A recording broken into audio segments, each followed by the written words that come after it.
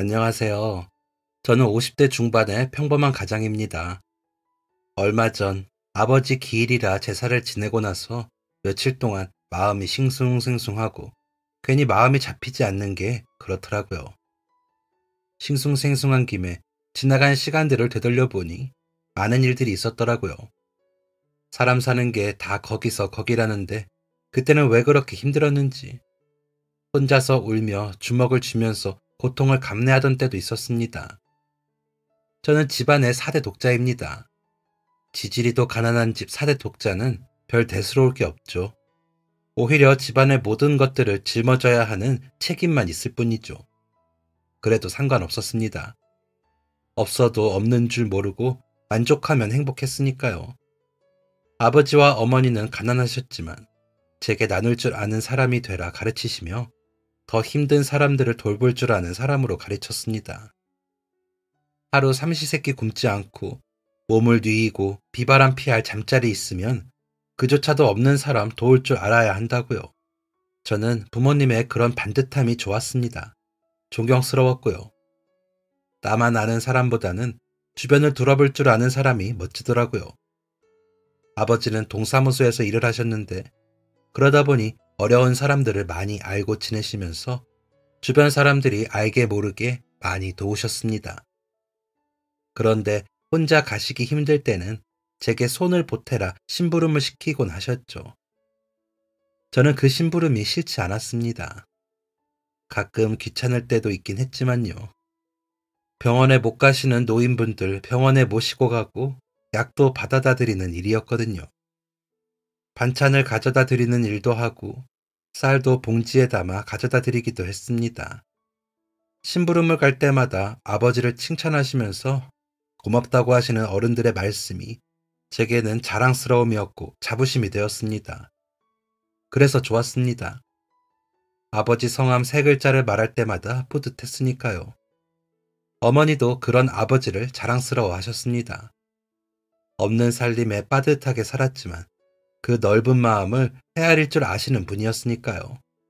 언제나 다정하게 웃으시며 아버지의 출근길 배웅을 나가시던 모습과 퇴근길 마중을 하시는 모습이 아직도 눈에 선합니다. 그때 참 행복했거든요. 저희 가족은 화목한 가정이었습니다.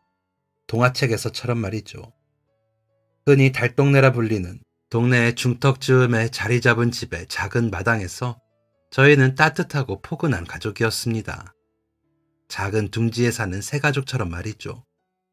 눈이 오면 미끄러지고 장대비가 쏟아질 때는 개천처럼 물이 고여 흐르더라도 연탄불이 꺼져 냉기가 흐르는 방바닥에 발바닥이 찌릿할 정도로 차가워도 저희는 마음이 푸근했고 따뜻했습니다. 저는 아직도 그 시절 덕분에 행복합니다. 아버지는 비록 말단 공무원이셨지만 제게는 대통령보다도 대단해 보였습니다. 부모님은 제게도 엄하시기보다 다정하신 분들이셨습니다. 성적이 잘 나오지 않아도 혼내시지도 않고 허허 웃으시며 놀리시더라고요. 너 이놈 뺀질대고 놀더니 그럴 줄 알았다. 입 나와서 그러지 말고 다음에 잘 봐. 아버지 닮았으면 머리도 좋을 텐데 자식이 머리만 믿고 놀면 되겠어? 라면서요. 저는 그런 부모님의 말씀에 약이 올랐지만 싫지도 않았습니다. 아버지를 닮았다는 말도 좋았고 머리가 나쁘지 않다는 말도 좋았고요. 공부가 좋진 않았지만 부모님의 그런 말을 들으면 또 공부도 좀 해보면 안 되진 않겠다는 생각도 들고요. 그래서 제법 공부도 열심히 했습니다. 어머니는 그런 저를 기특해 하셨습니다. 아버지를 따라 이리저리 심부름도 잘하고 공부도 열심히 한다고요. 그렇게 저는 조금씩 나아가며 살면 다 되는 줄 알았습니다. 그 해는 유난히 비가 많이 왔습니다. 동네에 있는 산 아래 축대가 무너졌고 그 아래 집들이 매몰되는 사고가 났죠. 그 바람에 온 동네가 난리가 났습니다. 이재민이 생기고 사망자도 나타났습니다. 그걸 수습해야 하는 건 그 지역 공무원들이었죠. 한마디로 비상이었습니다.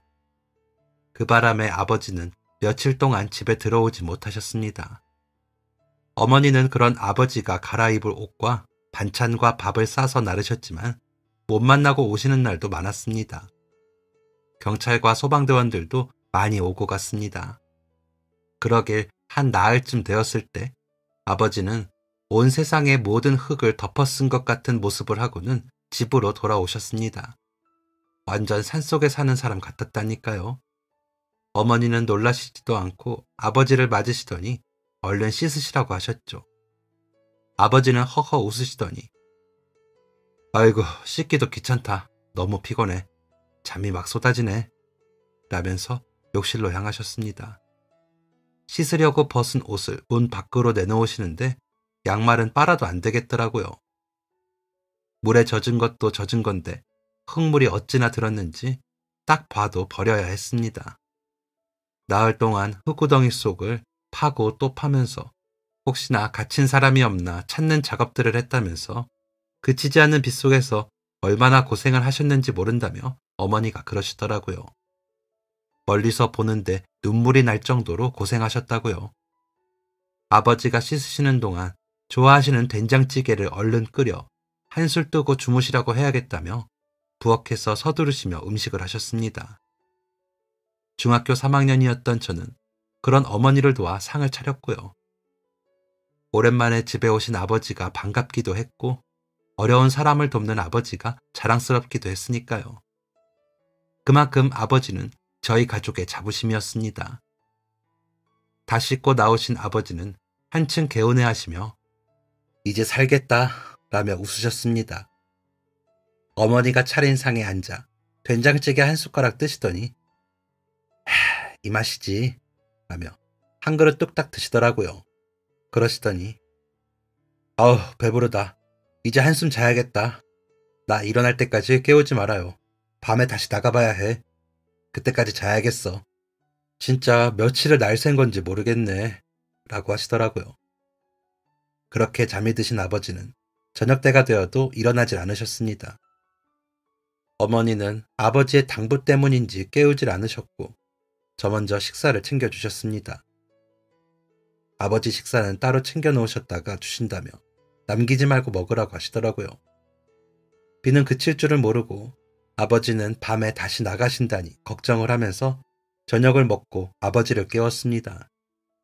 하지만 아버지는 일어나지 않으셨습니다.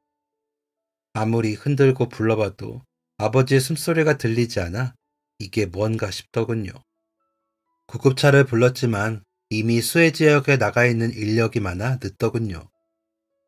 뒤늦게 나타난 구급대원들은 아버지가 이미 사망하셨다면서 아무런 조치도 해주지 않았습니다.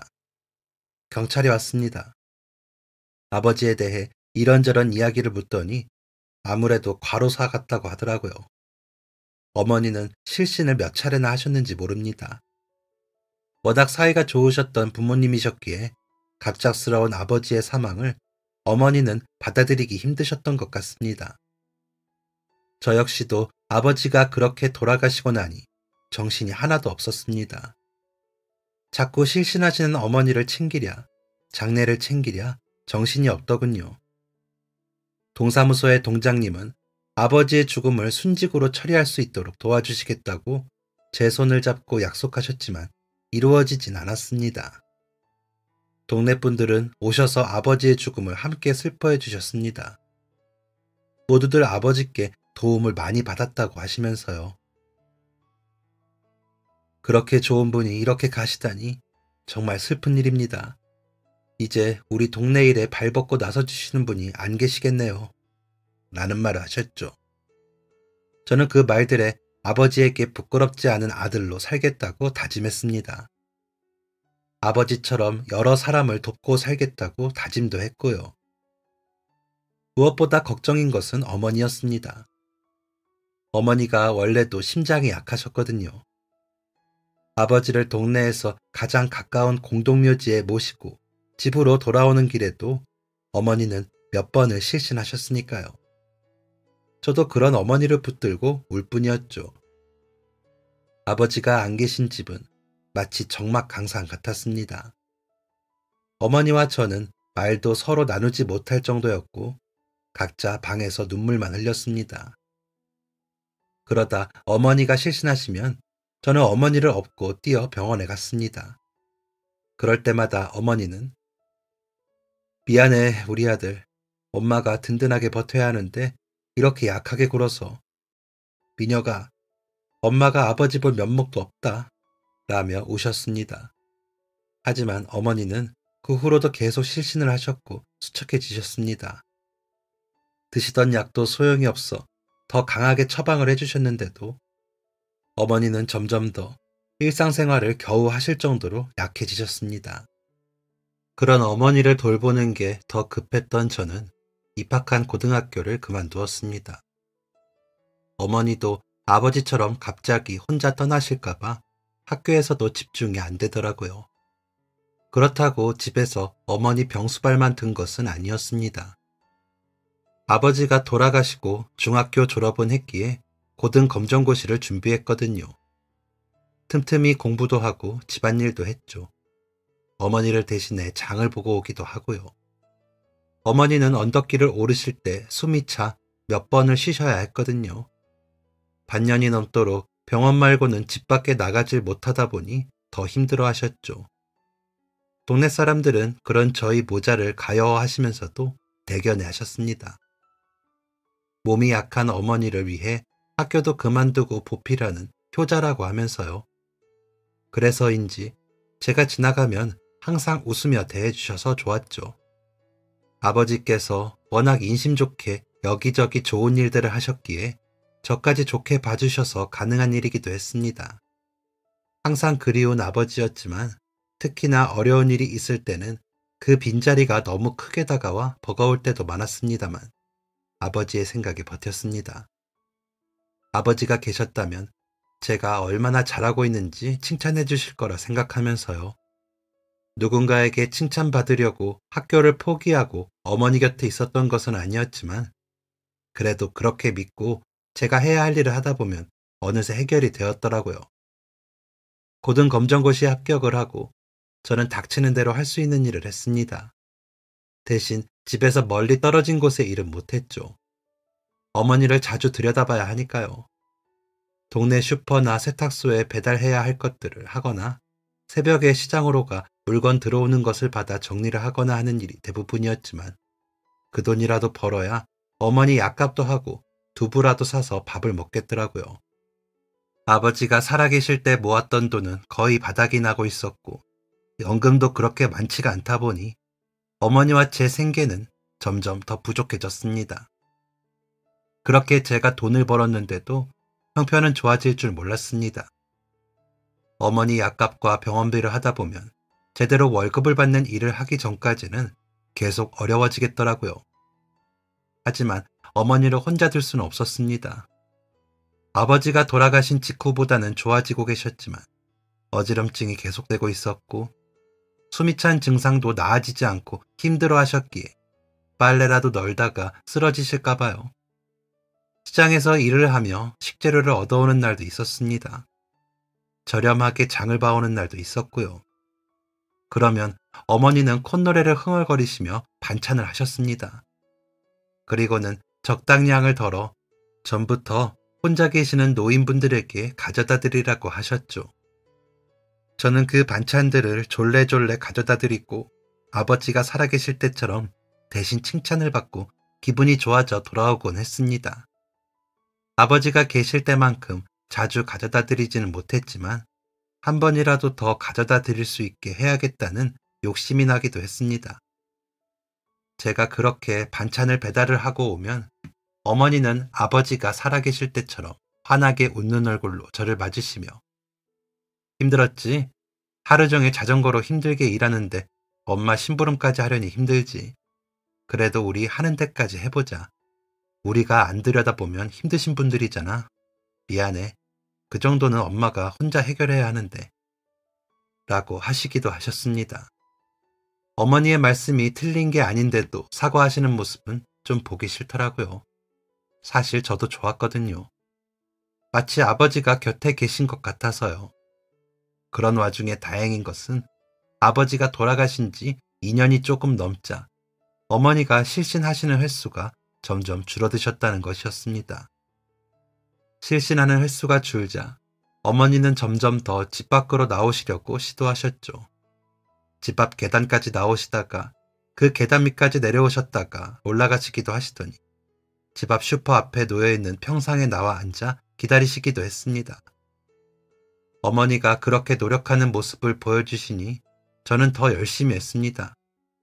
슈퍼에서 파는 쌀과 여러 품목들을 배달하고 세탁소에서 나가는 세탁물들을 배달하면서도 제 꿈은 번듯한 직업을 가지는 사람이었습니다.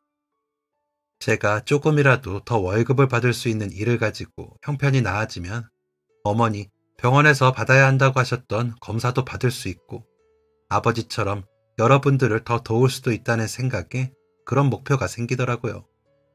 하지만 목구멍이 포도청이라고 갑자기 달라지는 것은 어려웠습니다. 여기저기 서류를 넣고 면접이라도 볼 수 있기를 기다렸지만 쉽지 않더군요. 그때까지는 제가 맡은 일을 더 부지런히 하는 수밖에 없었습니다. 그러다 보면 여기저기 제가 보고 싶지 않아도 알고 싶지 않아도 보게 되고 알게 되는 일들이 생겨 제 나름대로 도울 수 있어 좋았습니다. 저희 동네가 독거노인들이 제법 많았고 달동네 특성상 가파른 길이 많아 나오고 싶어도 멀리 가지를 못해 장을 못 보시고 약국에도 못 가시는 걸 안 거죠.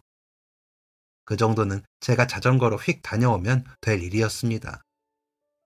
그래서 다니면서 일부러 심부름 다녀올 건 없는지 들여다보고 여쭤보는 거죠. 저녁에 어머니께 그런 심부름한 걸 말씀드리면 좋아하셨거든요. 마치 아버지를 보듯이 보시면서 웃으시는 어머니의 얼굴이 좋았습니다. 그러다 보면 건강을 되찾으실 거라고 믿었기 때문이죠.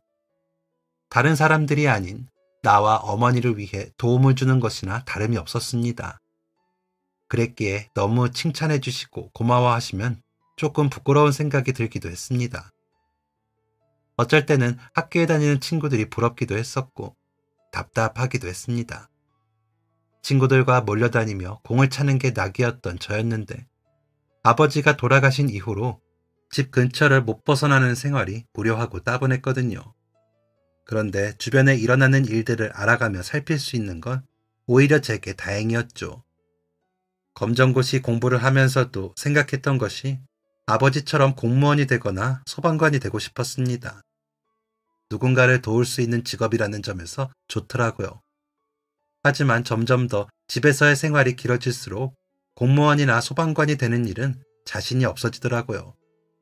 현실에 안주한다고 하잖아요. 제가 그랬던 것 같습니다.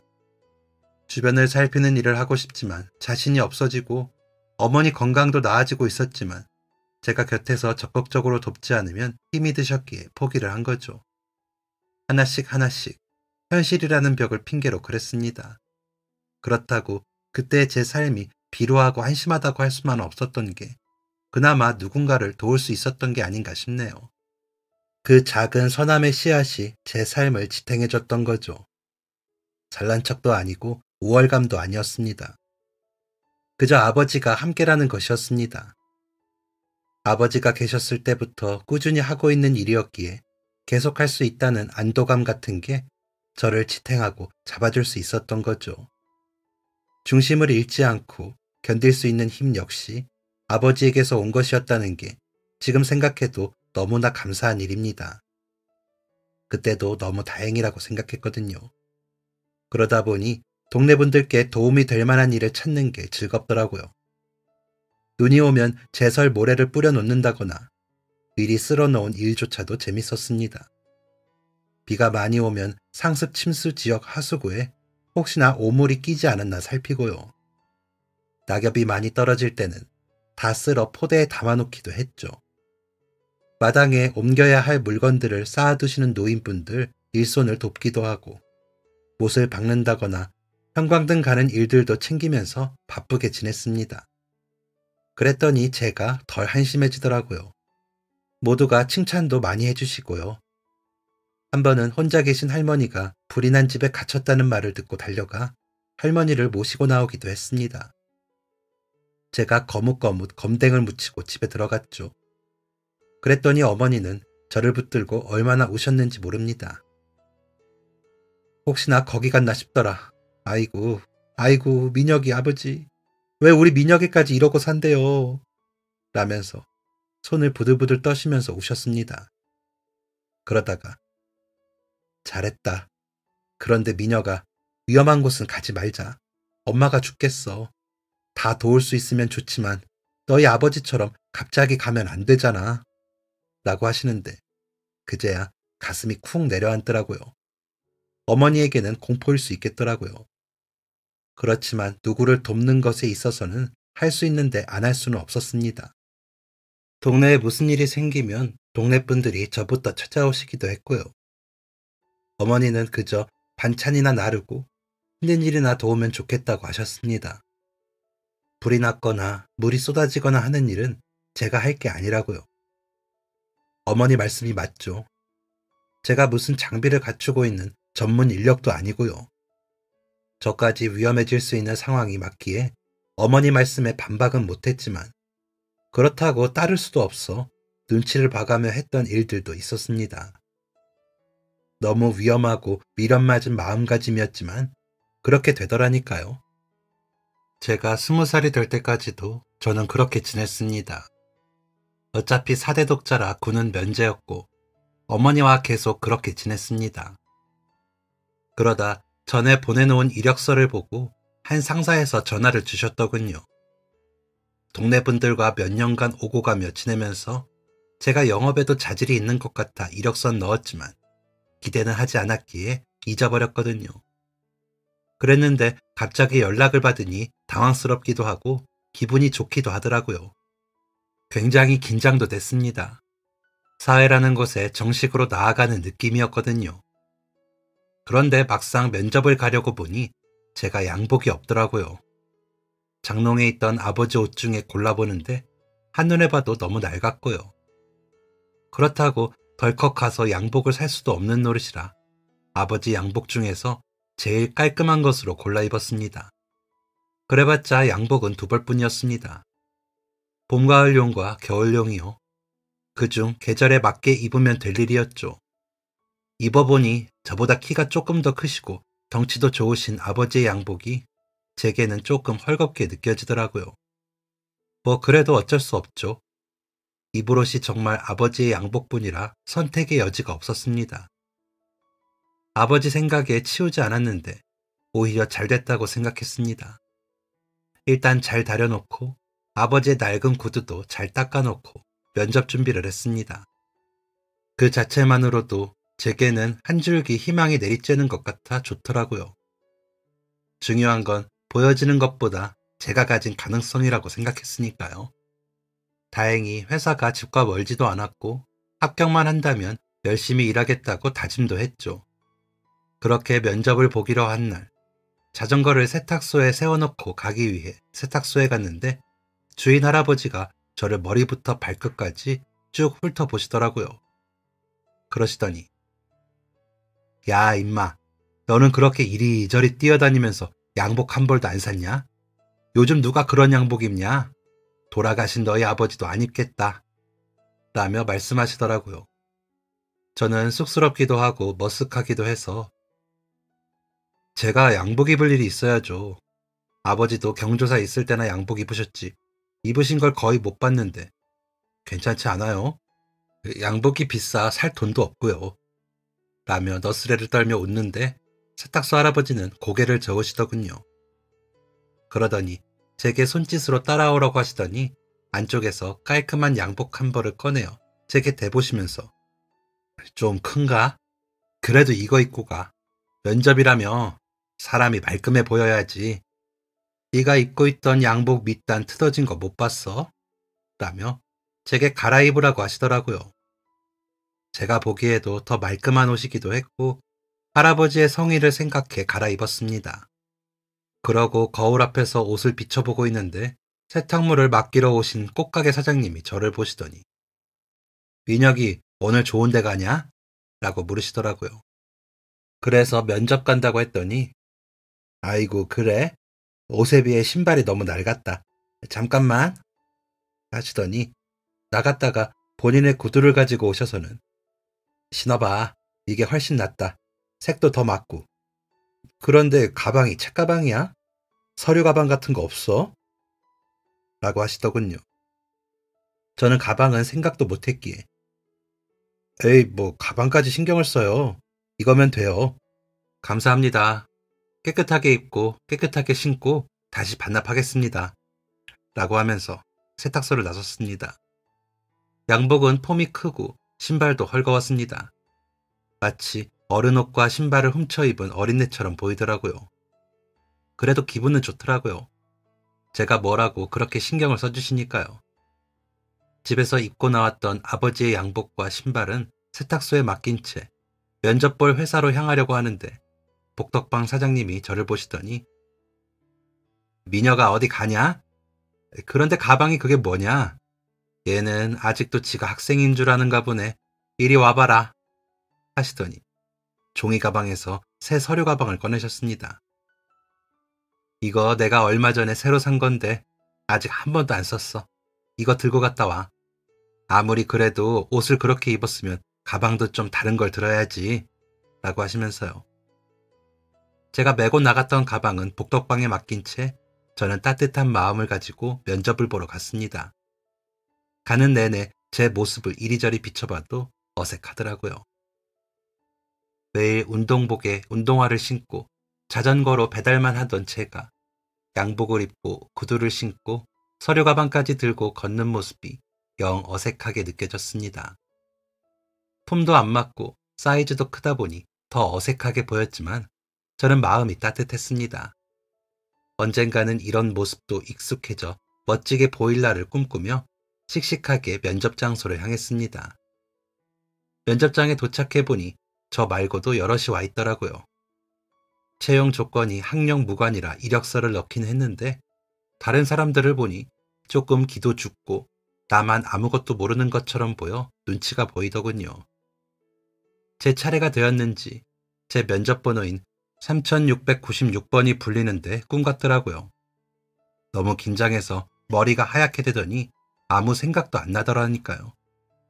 그 상태로 면접장에 들어갔는데 제 모습이 좀 특이하다고 느낀 건지 면접관 한 분이 3696번님, 옷차림이 다소 불편해 보이시는데 괜찮으세요? 오늘 면접이라고 옷과 신발을 어디서 빌리셨나요? 라고 물으며 웃으시더라고요. 저는 네. 이 옷은 세탁소 할아버지께서 빌려주셨고 이 신발은 꽃집 사장님이 빌려주셨습니다. 아, 이 가방은 복덕방 사장님이 빌려주셨거든요. 제가 오래된 아버지 양복을 입고 면접장에 오려고 집을 나서는데 좀 안 되어 보이셨나 봐요. 라며 수줍게 웃었습니다.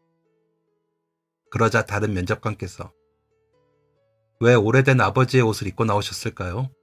처음부터 그분들의 도움을 받았으면 되잖아요. 라고 물으시더군요. 네, 그랬을 수도 있었겠지만 제가 가진 선에서 최선을 다해보고 싶었습니다. 지금은 제가 가진 것이 아버지가 입으시던 양복이었거든요. 아버지는 공무원이셨는데 4년 전 장마철 수해 지역을 복구하러 가셨다가 나흘 동안 무리하시는 통에 과로로 돌아가셨거든요. 그 전부터 심장이 안 좋으셨던 어머니가 자꾸 혼절을 하셔서 제가 곁에 있기 위해 학교도 그만두고 검정고시를 보게 되었고요. 연금이 나오긴 하지만 넉넉치 않아 제가 자전거로 여기저기 다니며 세탁물, 슈퍼 물건들, 꽃집 화분들 등등 배달하거든요. 시장에 새벽에 가 상하차를 돕기도 하고요. 그러다 보면 동네에 제가 도울 일이 있으면 성의껏 돕곤 했거든요. 그 모습을 좋게 봐주신 주변 어른들의 성의가 더해져 이 모습이 되었네요. 조금 헐겁고 안 맞아도 제 마음의 행복으로 꽉 채우고 있습니다. 돌아가신 아버지가 항상 어려운 분들을 도우며 그러셨거든요. 지금은 우리가 저 사람들을 돕는 것 같지만 언젠가는 저 사람들의 마음이 우리를 가득 채우는 날이 있을 거라고요. 오늘이 그날인 것 같아 더 좋습니다. 라고 말하고 나니 긴장이 풀렸는지 저도 모르게 미소가 지어지더라고요. 그런 제 말이 흥미로우셨는지 면접관님들은 아버지가 생전에 사람들을 어떻게 도우셨는지 17살부터 20살이 될 때까지 어떻게 생활했는지 이것저것 물으시기에 열심히 대답을 했죠. 고개를 끄덕이시며 들어주시더라고요. 그래서 할 수 있는 한 성심성의껏 대답을 했습니다.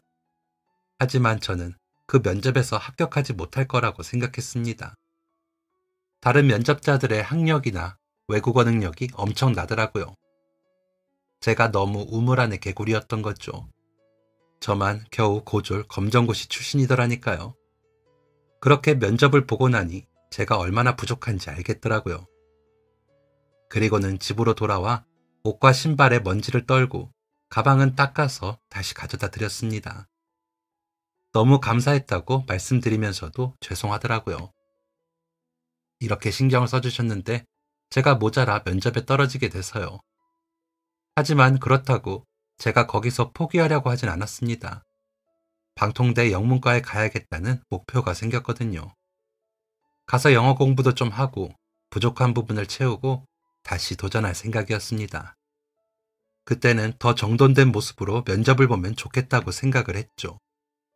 그런데 며칠 뒤 어머니께서 전에 면접 본 데서 민혁이 너 합격이라고 연락이 왔다. 아이고 우리 아들 장하다. 엄마 때문에 학교도 못 다녔는데 이렇게 번듯하게 취직을 다 하고 너무 고맙다 라고 말씀하시더라고요. 눈에 눈물이 그렁그렁하게 맺힌 채로 하시는 어머니의 말씀에 무슨 뜻인지 받아들여지지가 않아 대답을 못하고 멀뚱멀뚱 보기만 했습니다. 그러다 어머니의 눈물에 내가 합격을 했다고? 라며 기쁨이 확 느껴지더군요. 궁금증도 생겼습니다. 왜 내가 뽑혔을까 하고요.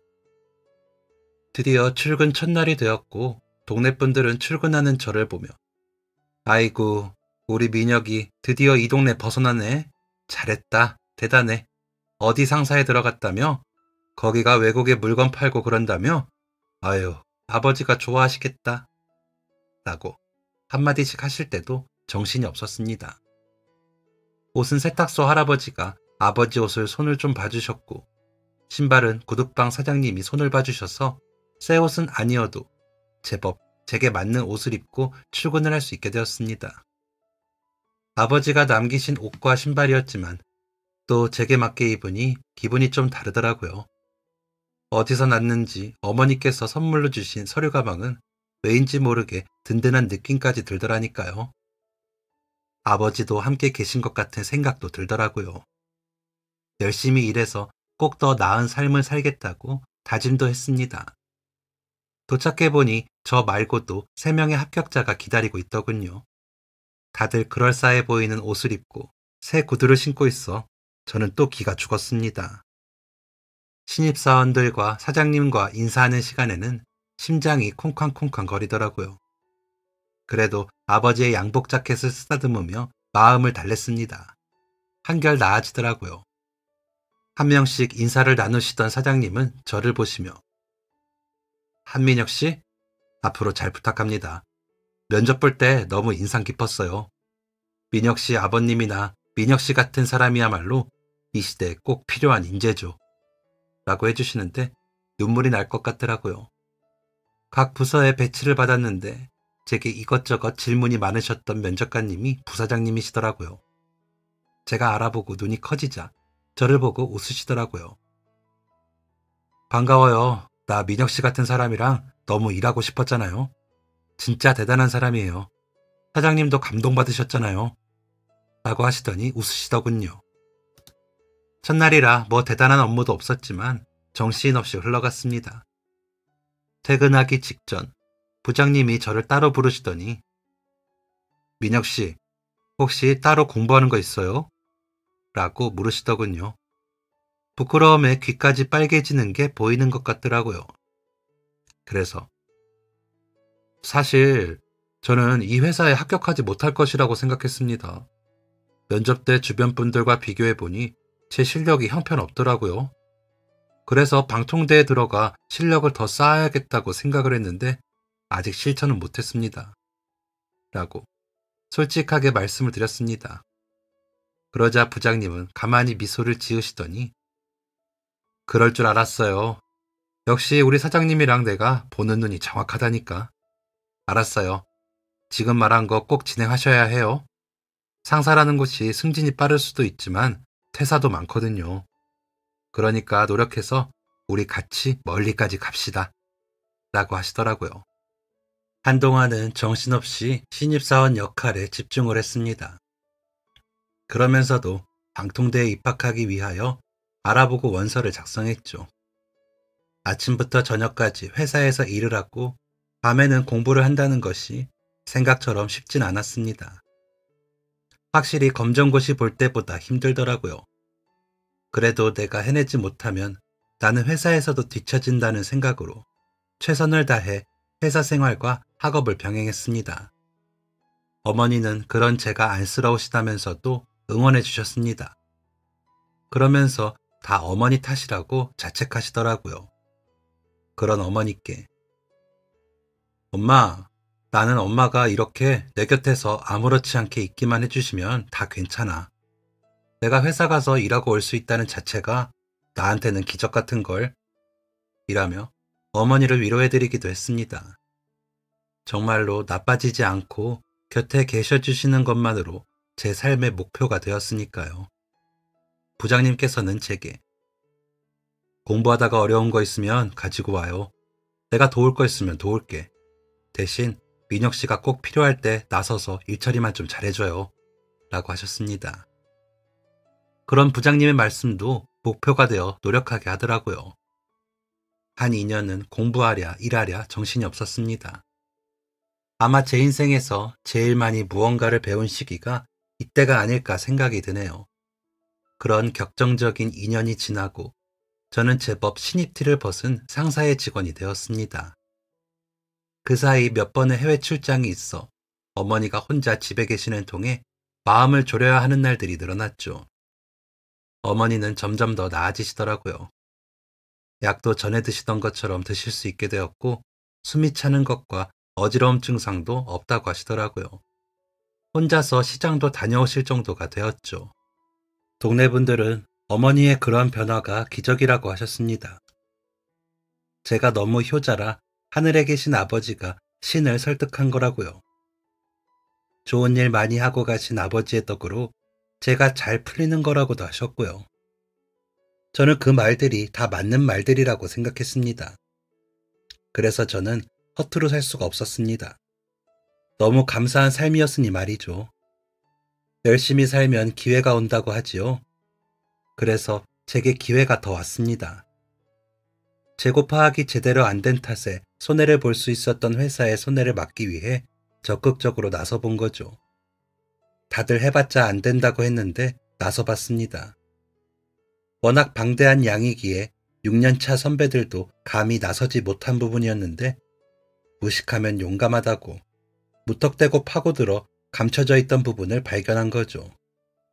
전임자는 그 실수를 회피하고 감추려고 해놓고 퇴사를 한 후였습니다. 회사가 서류대로 했다면 20억 정도 손해를 봐야 했던 부분이라 저는 사장님과 저녁 식사를 하는 영광을 얻기도 했습니다. 그 사건으로 손해도 안 보고 거래 회사와도 잘 풀려 거래 액수가 더 커졌거든요. 그 저녁 식사 때 사장님이 그러시더라고요. 제 근성 있는 모습이 좋으시다고요. 면접에서 아버지 이야기를 듣고 제가 살아온 이야기를 듣는데 어린 사람 같지 않은 깊이가 느껴졌다며 일부러 짓궂게 해보기도 한다고 하셨고요. 그러시더니 남부장이 배울 점은 많은 사람이죠. 내가 그쪽 라인을 좀 끌어당겨 볼까 하는데 민혁 씨 할 수 있겠어요? 라고 하시더라고요. 무슨 말씀인지는 모르겠지만 잘 봐주신다는 말씀 같아 좋다고 했습니다. 며칠 뒤 인사이동 게시물을 보고서야 알겠더라고요. 부장님은 이사님이 되셨고 저는 과장이 되어 있었거든요. 평사원이 대리도 안 거치고 바로 과장이라니 파격적인 대우였습니다. 제 사수인 김 대리님도 과장님이 되시는 통에 한동안 좀 어색하기도 했습니다. 하지만 어색해 하시면서도 저와 이사님의 일처리를 보시면서 진짜 그러기 싫은데 나도 모르게 인정하게 되네. 민혁 과장님, 나 좀 잘 부탁해요.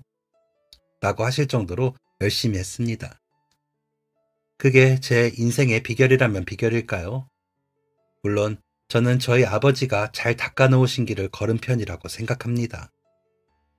돌아가신 아버지보다 나이가 많은 이 나이가 되어보니 더 그런 생각이 들더라고요. 누구나 아버지처럼 살 수는 없다고 말이죠. 그래서 더 감사합니다. 어머니는 3년 전에 앓으시던 심장질환을 이겨내지 못하시고 돌아가셨습니다. 가시면서 이제 아버지 뵐 수 있겠다. 미녀가 덕분에 내가 너희 아버지 면목이 있다. 고맙다. 내 아들로 태어나줘서 고마워. 엄마가 다음 생에는 더 잘해볼게. 고맙다. 사랑한다. 라고 하시고는 얼마 뒤 돌아가셨습니다. 제가 오히려 부모님의 아들로 태어날 수 있어 영광이라고 말씀드려야 했는데 살아계실 때 그 말씀을 못 드린 게 조금 후회가 됩니다. 아버지가 출근하실 때, 어머니가 식사를 준비해 주실 때 이야기할 걸 하는 후회가 갑자기 몰아닥칠 때는 눈물이 왈칵 쏟아지곤 합니다. 그 속마음을 감추려고 더 열심히 일할 때도 있으니까요. 물론 책임감이 더 크게 작용하긴 합니다만 한 번은 제 밑에 부장이 그러더라고요. 이사님은 왜 사원처럼 일하세요? 다들 버거워해요. 쉬엄쉬엄 하세요. 하고요. 저 때문에 괜한 직원들이 손해를 본다는 말에 놀라기는 했지만 저는 일을 덜 할 생각은 없습니다. 그러면 안 되죠. 회사에 할 만큼 하고 그 후에 인정을 받고 정당하게 요구를 해야죠. 그러려면 제게 아직 쉬엄쉬엄은 통하지 않습니다. 아버지가 손수 몸으로 보여주신 것처럼 솔선수범하여 일해야 한다고 생각해서요. 공적인 건 그만큼이고 사적인 문제들도 보다 나은 방법을 찾기 위해서는 선행이 먼저라고 생각이 들기도 하고요. 정말로 주변을 밝고 투명하게 만드는 것은 선한 성실함이라고 생각하거든요. 저는 요즘 보육원에 매달 필요 물품들을 살 비용을 지원하고 있는데 독거노인 지원까지 하려고 애를 쓰고 있습니다. 어머니가 만드신 반찬들을 들고 나를 때처럼 들여다보지는 못하지만 도움이 될 수 있다면 뭐라도 해보려고 합니다. 마음속에 착한 씨앗이 품어지길 바라며 아이들과 쉬는 날 함께 봉사도 다니는데 이제는 대학에서 봉사 동아리를 할 정도라 내심 뿌듯하기도 합니다. 제 사연을 들으신 여러분들께도 착한 씨앗이 닿을 수 있으면 좋겠습니다. 제가 괜히 그러는 게 아니고요. 제가 돌려받아 보니 너무 좋더라고요. 그래서요, 자전거를 타고 달동네를 누비던 제가 한 회사의 이사가 되기까지 오로지 제 힘만으로 된 게 아니니까요. 여러분도 그 씨앗을 뿌리시라고요. 그러다 보면 우리 모두가 행복해지지 않을까요? 그 행복과 감사를 누리시며 보다 나은 삶이 되시길 바라는 마음에서 권하는 바입니다. 행복하세요. 지금까지 사연 들어주셔서 감사합니다. 사연이 재밌으셨다면 구독과 좋아요를 눌러주세요. 감사합니다. 안녕히 계세요.